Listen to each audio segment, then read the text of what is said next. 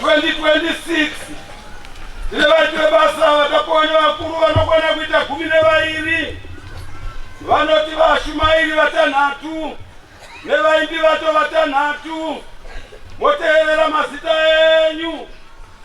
Mufangeri wekutanga ndi Abel Chimbatso AP Bocha. Mufangeri wechipiri ndi Sonduku MRP Bauma Harare. Mufangeri wechitatu ndi Silvanos Mafukidze 3 Profit Bauma Kurai.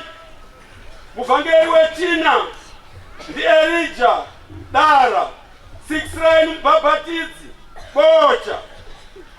Mufangeri wechishanu ndi Daniel Chifire APE Bauma Bikita.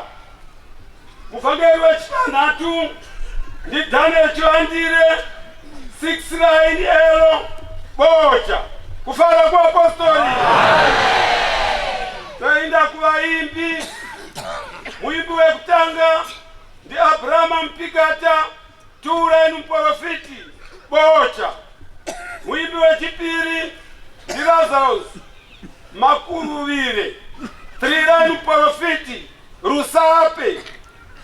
Muimbi wechitatu ndi Solomon Chazua 3 Profiti Bocha. Muimbi wechina ndi Elijah Gundo 6 Mbabatizi Jecha. Muimbi wechishanu ndi Isaya Mufudza 3 Profiti Rabahuma Mupeza.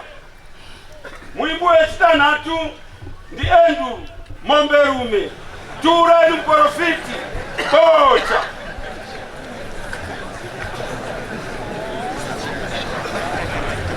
Mafi ya mutumwa vana pachechi ngezaimo yaigare yakachena vakanaipa sangano shumaira irudo kufara